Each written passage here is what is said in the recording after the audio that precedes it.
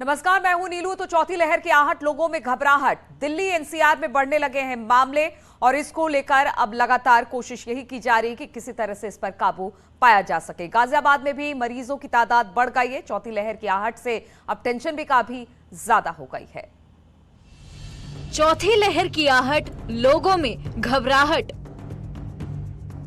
शासन के तथा माननीय मुख्यमंत्री जी के निर्देश के क्रम में समस्त आवश्यक सावधानियां बरती जा रही है। दिल्ली एनसीआर में बढ़ने लगे मामले। यदि हम अपना प्रोटेक्शन उसी तरह से कर रहे हैं, वैक्सीनेशन के थ्रू, सोशल डिस्टेंसिंग के थ्रू और अपने आप को डिस्टेंस मेंटेन करके। नोएडा गाजियाबाद में बड़े मरीज। चौथी लहर की आहट से बड़ी टेंशन। यूपी सरकार कोरोना को लेकर सतर्क। सरकार पूरी तरह से चिंतित है और हमने सतर्कता बरतने के निर्देश दिए हैं और एनसीआर सहित लखनऊ में मास्क अनिवार्य कर दिया गया सार्वजनिक स्थलों पर। बाजारों में लापरवाही पड़ सकती है भारी। याद रखें, 2 गज की दूरी, मास्क है जरूरी।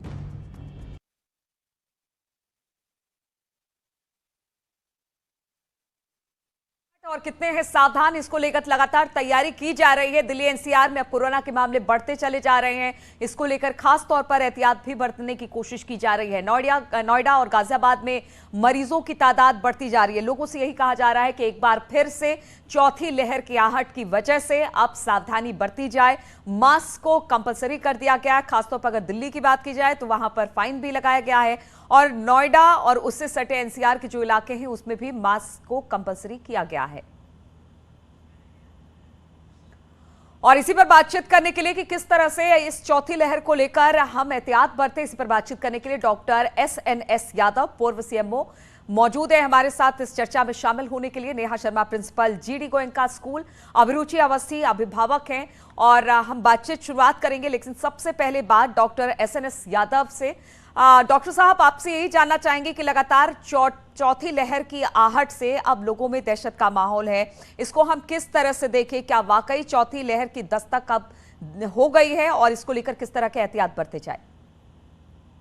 देखिए, जो चौथी लहर है इसमें चिंता की जरूर विषय है, क्योंकि इसके पहले जो हम लोग के ओमिक्रॉन आया था, ओमिक्रॉन थोड़ा फैलता तो ज्यादा था, संक्रामक क्षमता इसकी ज्यादा थी, लेकिन इसमें हॉस्पिटलाइजेशन और मृत्यु दर न के बराबर थी। बहुत कम लोग भर्ती हुए, बहुत कम सीरियस हुए। जो comorbid condition, blood pressure, diabetes या और बीमारियों के मरीज थे वही भर्ती हुए थे। लेकिन ये जो delta omicron kappa virus BA.2 variant आ रहा है, इसके बारे में अभी कुछ कहा नहीं जा सकता। लेकिन फिर भी हमारी जो सरकार है काफी अलर्ट है। काफी हम जो टीकाकरण को काफी आगे ले गए हैं और साथ साथ अब मास्क को भी अनिवार्य कर दिया गया है। तो चिंता की विषय तो है। खास तरीके से जो हमारे बच्चे हैं 12 साल के नीचे जिनको वैक्सीन नहीं लगा है, उनके लिए थोड़ा सा ज़्यादा चांसेस है कि उनको इन्फेक्शन हो। लेकिन बच्चों की इम्यूनिटी अच्छी होती है और बच्चों में ये रोग होता है तो जल्दी हो सकता है। इसलिए हमको let us hope the best की बहुत अच्छा सोचना चाहिए। लेकिन हम बिल्कुल तैयार, अच्छी तरीके से तैयार, सभी तरीके की सावधानियां, टीकाकरण की गति को और तेज कर देना, बूस्टर डोज जो का है इसको भी सभी को लगवाया जाए। तो अगर हम एहतियात बरतेंगे तो पक्का डेफिनेटली कि ये है जो हमारी चौथी लहर का जो संक्रमण कम होगा और हम मृत्यु दर से काफी बचा ले जाएंगे। ठीक है, इस पर और भी हम आपसे जानकारी लेंगे डॉक्टर यादव। लेकिन अभिरुचि अवस्थी जो एक अभिभावक है, बच्चों के ऊपर कह रहे हैं कि चौथी जो लहर है वो भारी पड़ सकती है और अभी अभी तो बच्चों के स्कूल खुले हैं, बच्चे स्कूल जाना शुरू हुए हैं, उनमें थोड़ी सी खुशी भी देखने को मिली कि एक बार फिर से वो पुरानी दिनचर्या में वापस लौटे। लेकिन अभिरुचि थोड़ी सी चिंता होती है कि बच्चे अब स्कूल जाना शुरू हुए हैं और एक तरफ से कोविड की अब चौथी लहर की आशंका है। तो इसको लेकर किस तरह से आप तैयारी करती हैं और किस तरह से अपने बच्चों को बताती हैं कि किस तरह से वो थोड़ा एहतियात बरतें? चिंता होती है? बीइंग अ पेरेंट बहुत चिंता होती है कि आगे कोई ऐसा खतरा ना हो बच्चों के लिए। लेकिन स्कूल की तरफ से भी हमें बराबर जैसे नोटिसेस वगैरह आते रहते हैं कि आपको अब एक्स्ट्रा मास्क भी साथ में भेजना है, सैनिटाइजर के बिना नहीं भेजना है, मास्क लगा के ही भेजना है। और बच्चों को एजुकेट जो हम करें, मुझे लगता है पिछले 2-2.5 साल में बच्चे काफ़ी एजुकेट खुद भी हो गए। 1.5-2 साल में उन्हें पता है, छोटे बच्चे को भी पता है, बड़े को भी पता है कि हमें मास्क लगाना है, हमें हैंड वॉश करने हैं, सैनिटाइजर का यूज करना है। तो चिंता तो है, लेकिन उसके साथ ये है कि एहतियातन जो तैयारियां हैं वो भी साथ के साथ रखनी है। बिकॉज पीछे जितना लॉस हुआ है और जितना बच्चे घर में रह के डिप्रेस हो गए थे, उससे इतनी दिनों के बाद जो निजात मिली, एक नॉर्मल लाइफ रूटीन बच्चों का भी शुरू हुआ है, उसको सिर्फ एक आशंका के तहत बंद कर देना मेरे ख्याल से कोई सोल्यूशन नहीं है। हमें ये एहतियात रखना पड़ेगा। और जो 12+ बच्चे हैं, 12 साल से बड़े बच्चे हैं, उन्हें तो वैक्सीनेट कराना हमारी पूरी जिम्मेदारी होनी चाहिए। जो 12 साल से छोटे हैं उनके लिए भी गवर्नमेंट को चाहिए कि जल्दी से जल्दी वैक्सीनेशन लेके आए। बिल्कुल, बीइंग अ पेरेंट्स आपकी चिंता जायज है और आपने कहा कि अब तक बच्चे भी समझ गए हैं कि किस तरह से अपने आप को प्रोटेक्ट करना है। हालांकि बच्चे तो बच्चे हैं, आखिर उनको तो समझाना पड़ता है। हमारे साथ जीडी गोयनका स्कूल के प्रिंसिपल हैं, वो नेहा शर्मा जी हमारे साथ मौजूद है। नेहा जी, चूंकि एक पेरेंट्स की बात भी हमने सुनी, डॉक्टर्स की बात भी हमने सुनी और उन्होंने कहा कि एहतियात बरतने की ज़रूरत है, चिंता की बात ज़रूर है, लेकिन एक स्कूल की प्रिंसिपल होने के बाद नाते कितनी बड़ी जिम्मेदारी है कि कोविड की चौथी लहर है, स्कूल खुल गए हैं, बच्चे पहुंच रहे हैं, तो आप लोगों की तरह से किस तरह से प्रिकॉशन लिया जाता है? देखिए, मैं सबसे पहले ये कहूँगी कि अभिभावकों के पास ये संदेश जाना बहुत ज़रूरी है कि स्कूल जो है वो उन्हीं के साथ हैं और बच्चे जो हैं हमारे लिए बहुत बहुत अपने खास हैं। और हम कोई भी इस तरीके की चीज़, हमारी तरफ से पूरा प्रयास रहेगा कि ना हो जिसकी वजह से उनकी सेहत पर किसी भी तरीके का नकारात्मक प्रभाव पड़े। और इस चीज़ को चलते हम लोग की पूरी कोशिश रहती है कि हम बच्चों को लगातार समय से ये बताते रहें। जैसे कई बार हम लोग अपना जब राउंड लेते हैं, जब जाते हैं, तो बच्चे समझते हैं कि हाँ, हमें ये देखने को मिलता है, बच्चे बिल्कुल समझ चुके हैं कि उन्हें मास्क पहनकर रहना है। दोस्तों के साथ वो बातें कर रहे हैं, खेल रहे हैं, पर साथ में वो उचित दूरी बनाए रखते हैं। जहां एक आध बार खेल कूद के माहौल में थोड़ा सा इसमें कुछ कमी आती भी है, तो तुरंत टीचर्स या जो भी कोई बड़ा उनके आसपास होता है, वो उनको तुरंत इस बात के लिए आगाह कर देता है कि बेटा आपको मास्क ऊपर करना है या आपको उचित दूरी बनाकर रखनी है। तो कोशिश पूरी तरह से स्कूलों की तरफ से, हम लोगों की तरफ से यही है कि हम बच्चों को लगातार सतर्क रखें, क्योंकि सतर्कता यहाँ पर बहुत जरूरी है।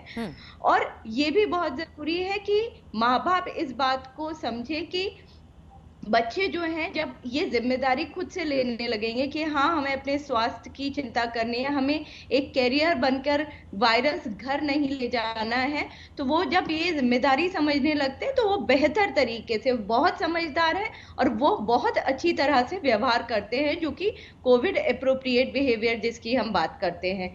तो मुझे लगता है कि हम सब लोग, क्योंकि ये 2 साल हम इस तरह से बिता चुके हैं कि बच्चे भी बहुत अच्छे से समझ चुके हैं कि उन्हें किस तरीके से व्यवहार करना, और वो भी जो ये स्कूल आना अब उनका शुरू बिल्कुल हुआ है। नेहा जी, जिस तरह से जब हम सभी भी अपने अपने बच्चों से बात करते हैं तो यही कहते हैं कि अब स्कूल बंद नहीं होना चाहिए। हाँ, थोड़ी सी गाइडलाइंस और थोड़े से एहतियात के साथ बच्चे स्कूल जाना चाहते हैं, बच्चे भी स्कूल जाना चाहते हैं। डॉक्टर यादव, अगर खास तौर पर बच्चों की बात की जाए, ठीक है, 12 साल से ऊपर तक के बच्चों को इस वक्त वैक्सीनेट किया जा रहा है, स्कूलों में भी कैंप लगाए जा रहे हैं, लेकिन इसके बावजूद आप क्या एहतियात बरतने के लिए कहेंगे, चाहे वो स्कूल हो या अभिभावक हो या बाकी लोग हो, कि किस तरह के एहतियात बरते जाए जिससे खास तौर पर जो बच्चों में इन्फेक्शन हो रहा है कोरोना का, उससे बचा जा सके?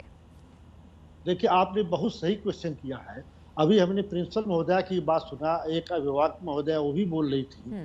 तो मैं सबसे पहले बच्चे जो घर से चलते हैं उनको काफ़ी हाई कैलोरी नाश्ता कराएं। जब शरीर में कैलोरी ज़्यादा रहती है, ज़्यादा एनर्जेटिक रहते हैं, तो इन्फेक्शन के चांस कम रहते हैं।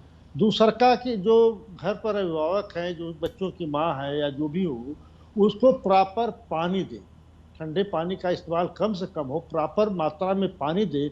अगर बच्चे का गला तर रहता है तो इन्फेक्शन के चांस कम रहते हैं। तीसरी चीज हम स्कूल में बतावें कि जब आप लोग सभी लोग जान रहे हैं कि क्या क्या सोशल डिस्टेंसिंग है, मास्क है, हैंड वॉश है, सैनिटाइजर, ये सब जान रहे हैं, अब तो सारे बच्चे जान गए। तो मैं इस पर न बोल के स्कूल में ये कहना चाहूँगा कि जो स्कूल के सीटें हैं बच्चों की, वो एक तो डेली सैनिटाइज करवाया जाए उसको।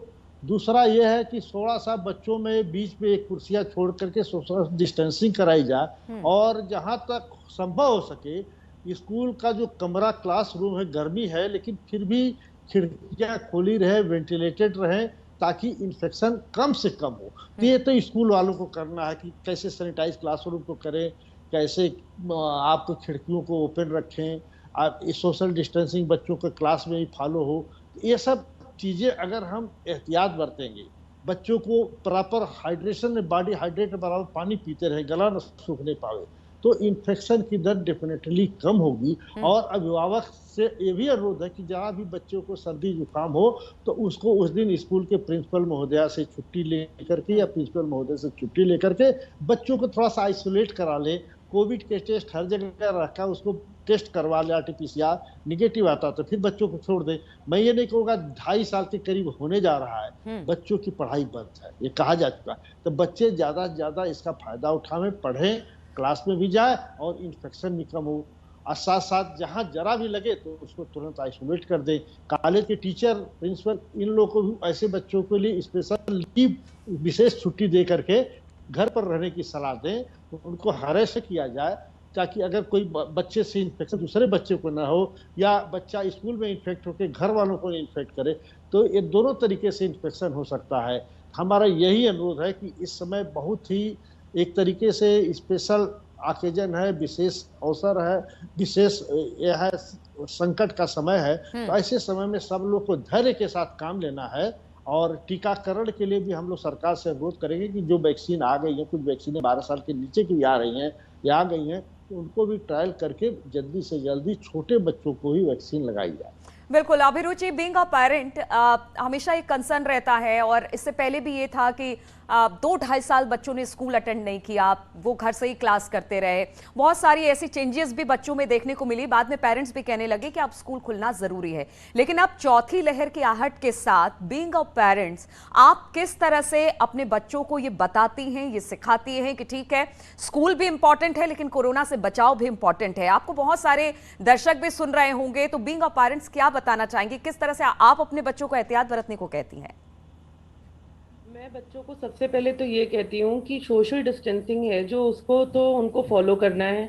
हालांकि फ्रेंड्स है साथ में, आप लंच लेके जाते हो, तो मैं यही कहती हूँ कि बेटा अभी के जो कंडीशन है उसमें आप लंच शेयरिंग ना करें, क्योंकि हमें नहीं पता है कि कहाँ से वायरस आ जाएगा, वो अनसीन है, दिखता नहीं है।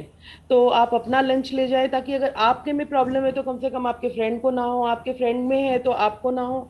तो ये जो लंच शेयरिंग वगैरह पहले जो न्यू नॉर्मल हो गया है कि नहीं करें, आप लंच शेयरिंग नहीं करें, अपना वाटर बॉटल है आप ध्यान रखें, आप अपनी चीज़ों का ध्यान रखें, मास्क वगैरह प्रॉपर लगाएं। आपको कुछ भी दिक्कत हो क्लास में तो आप अपनी टीचर को बताएं, लेकिन आप ये ना करें कतई लापरवाही कि आप कोई फ्रेंड आपका लेकर के आया है लंच या कोई फ्रेंड आपका कुछ भी जूस वगैरह लेके आया है। शेयरिंग अभी फिलहाल के कंडीशन में मुझे ठीक नहीं लगती है, वो मैं अपने बच्चों को सिखाती हूँ। ब्रेकफास्ट वगैरह जैसे सर ने बोला कि नहीं प्रॉपर करना चाहिए, वो भी मैं बताती हूँ कि नहीं, आपको अगर आप खाओगे आपकी इम्यूनिटी अच्छी रहेगी, फ्रूट्स हैं, वेजिटेबल्स हैं, वो आपको खाना है, बिकॉज उससे आपका इम्यून सिस्टम जो है वो अच्छे से डेवलप होता है। तो ये मैं अपने बच्चों को बताती हूँ। और सोशल डिस्टेंसिंग का जितना ज़्यादा से ज़्यादा आप बच्चे फॉलो कर सकें अपने क्लासरूम में विद इन, वो बहुत ज़रूरी है। हालांकि it's almost next to impossible कि वो क्लासरूम में बच्चे हैं, सारे क्लासमेट्स हैं, फ्रेंड्स हैं, और स्कूल के लिए भी, टीचर के लिए भी आई अंडरस्टैंड कि वो बड़ा चैलेंज है मेंटेन करना समटाइम्स। लेकिन मैं ये चाहती हूँ कि टीचर्स भी बच्चों को इस चीज़ को लेके एजुकेट करें कि वो लंच वगैरह शेयर ना करें, क्योंकि बच्चे कई बार होते हैं कि वो बह जाते हैं कि कभी किसी के, पहले ऐसे करते थे बच्चे, काफ़ी बच्चे, मेरे बच्चे तो बहुत करते थे और उनके क्लासमेट्स भी करते थे कि कभी कोई कुछ लेके आया स्पेशल, कोई कुछ लेके आया। अभिरुचि, ऐसा है कि ये हम आप सभी अपने अपने समय में करते थे कि आपस में टिफिन बांट के, और शेयरिंग की बात तो हमें हमेशा कहते कहते रहे हैं और बच्चे भी इसको मानते हैं, लेकिन इस वक्त शायद ये शेयरिंग ठीक नहीं है। नेहा जी, जिस तरह से अभिरुचि भी कह रही थी कि दिक्कत होती है थोड़ा बच्चों को संभालने में, यहाँ पर एक बच्चे नहीं संभालते, आपके पास तो इतने इतने बच्चे होते हैं, तो किस तरह से प्रॉपर तरीके से टीचर्स को ये कहा जाता है कि बच्चों का खास ख्याल रखें, किस तरह से उनको इंस्ट्रक्शन दिया जाता है कि बच्चों को बताए किस तरह से सोशल डिस्टेंसिंग रखना है, किस तरह से टिफिन शेयर नहीं करना है और खास तौर पर अपने हाथों को सैनिटाइज करना है, इसको लेकर टीचर्स किस तरह से बच्चों को बताते हैं कि कोरोना से आप बच सकते हैं? जी, तो यहाँ पर जैसे मैं अगर अपने स्कूल की बात करूँ तो हमने बहुत सारे चेक पॉइंट्स क्रिएट किए हुए हैं। पहले तो ऑफ कोर्स बच्चों को, पेरेंट्स को, टीचर्स को गाइडलाइंस दी गई हैं कि आपको क्या और कैसे करना और क्या नहीं करना है। उसके अलावा हमारी एक मॉनिटरिंग टीम है जो पूरा टाइम अलर्ट पे रहती है। मान लीजिए कभी टीचर क्लास में है और वो नहीं बोल पाई बच्चे से, और अगर मॉनिटरिंग टीम का कोई सदस्य उधर से गुजर रहा है राउंड पर, क्योंकि हम लगातार रहते हैं, तो हम टीचर को और बच्चों को तुरंत आगाह करते हैं, तुरंत उनको बोलते हैं कि देखिए ये आप मिस कर रहे हो, इसको तुरंत ठीक कर, क्योंकि ये आपके लिए ही नहीं, आपके फ्रेंड्स के लिए, आपके फैमिली के लिए भी जरूरी है कि आप सब सेफ रहें। और जैसे अभिरुचि जी बता रही थी कि हाँ बिल्कुल, अब sharing right now is not caring, तो हम इस चीज को बार बार बच्चों को बताने की कोशिश करते हैं। बिल्कुल, तो थोड़ा सा एहतियात बरतना होगा, चाहे वो स्कूल हो, पेरेंट्स हो, और थोड़े से एहतियात के साथ ही हम बच्चों को भी सुरक्षित रख सकते हैं, अपने आप को भी सुरक्षित रख सकते हैं और कोरोना की चौथी लहर से हम बच भी सकते हैं। बहुत बहुत शुक्रिया आप सभी का हमारे साथ इस चर्चा में शामिल होने के लिए। रुकेंगे छोटे से ब्रेक के लिए। पर सीएम योगी ने गृह विभाग की समीक्षा बैठक ली है, जिसमें सीएम योगी ने निर्देश दिए हैं कानून व्यवस्था का जिम्मा संभालने वाले अधिकारियों और कर्मचारियों की ट्रेनिंग की जाएगी। वरिष्ठ अफसरों की समय समय पर ट्रेनिंग होगी। कुछ वरिष्ठ अफसरों को ट्रेनिंग सेशन की जिम्मेदारी भी दी जाएगी। तो समीक्षा बैठक की गई है और समीक्षा बैठक में कहा गया है कि जो भी कानून के जिम्मेदार व्यक्ति हैं उनको समय समय पर ट्रेनिंग की जाएगी। कानून व्यवस्था का जिम्मा संभालने वाले अधिकारियों और कर्मचारियों की ट्रेनिंग होगी। वरिष्ठ अफसरों की भी समय समय पर ट्रेनिंग करवाई जाएगी। कुछ वरिष्ठ अफसरों को ट्रेनिंग सेशन की जिम्मेदारी सौंपी जाएगी। तो कानून व्यवस्था को लेकर जिस तरह से सख्ती दिखाई गई, कानून व्यवस्था को लेकर जिस तरह से सख्त है सीएम योगी, उसको लेकर अब कुछ फैसले लिए गए हैं। गृह विभाग की समीक्षा बैठक में सीएम योगी ने निर्देश दिए कि कानून व्यवस्था का जिम्मा संभालने वाले अधिकारियों और कर्मचारियों की ट्रेनिंग होगी। वरिष्ठ अफसरों की समय समय पर भी ट्रेनिंग की जाएगी। कुछ वरिष्ठ अफसरों को ट्रेनिंग सेशन की जिम्मेदारी भी सौंपी जाएगी और इसको लेकर कोशिश यही की जाएगी कि जो गृह विभाग है उसमें जो वरिष्ठ अधिकारी हैं उनको ट्रेनिंग दी जाए, उनको ट्रेनिंग की सख्ती बताई जाए, किस तरह से उनको ट्रेन किया जाए।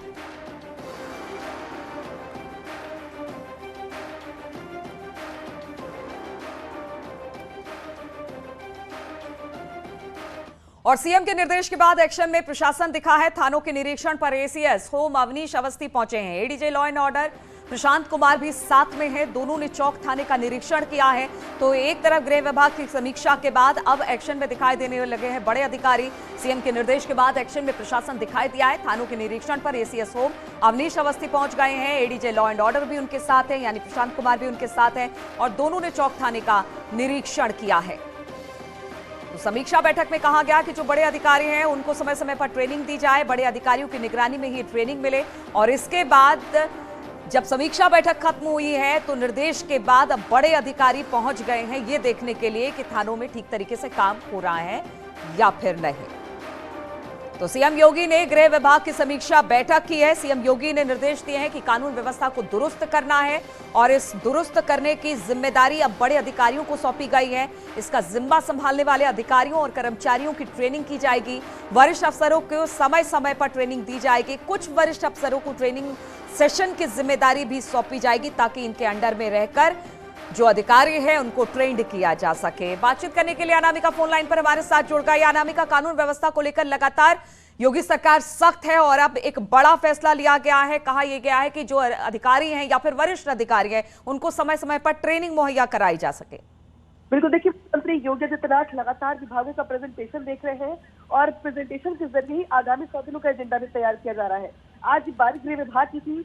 गृह विभाग, कारागार विभाग समेत 5 विभागों का प्रेजेंटेशन हुआ है। उसके बाद मुख्यमंत्री योगी आदित्यनाथ ने तमाम दिशा निर्देश देने के साथ साथ पुलिस की ट्रेनिंग पर विशेष जोर दिया है। मुख्यमंत्री योगी आदित्यनाथ की ओर से ये कहा गया है कि जो सुधार है गृह विभाग की ओर से, उसमें जरूरत ये है कि पुलिस का प्रशिक्षण करवाया जाए, समय समय पर ट्रेनिंग सेशन ऑर्गेनाइज किए जाए और जो वरिष्ठ पुलिस अधिकारी है उनके ऊपर ट्रेनिंग का जिम्मा सौंपा जाए। यानी कि समय समय पर कुछ चीजें जो अपडेट होती है, चाहे वो टेक्नोलॉजी से जुड़ी हुई हो, चाहे वो अलग अलग फील्ड के कामकाज से जुड़ा हुआ हो, तो ट्रेनिंग सेशन से जो पुलिस के आलाधिकारी हैं, जो कर्मचारी हैं, वो अपडेट होते रहेंगे और इससे उनके अंदर एनर्जी भी मेंटेन रहेगी। लिहाजा कहा यह गया है मुख्यमंत्री की ओर से कि तमाम फैसले होने के साथ साथ पुलिस की ट्रेनिंग पर विशेष जोर दिया जाए। पुलिस के आलाधिकारी समय समय पे खुद इसको ऑर्गेनाइज करें, खुद इसको लीड करें और विशेष पुलिस की ट्रेनिंग सेशन का जिम्मा वरिष्ठ पुलिस अधिकारियों को दिया जाए। बिल्कुल, तो कानून व्यवस्था को दुरुस्त करने के लिए अब लगातार कोशिश यही की जा रही है कि जो अधिकारी हैं, जो बड़े अधिकारी हैं, उनको अलग समय समय पर कानून व्यवस्था की विशेष ट्रेनिंग दी जाए, जिससे कानून व्यवस्था को और दुरुस्त किया जा सके। बहुत बहुत शुक्रिया आपका अनामिका, हमारे साथ जुड़ने के लिए। रुकेंगे छोटे से ब्रेक के लिए।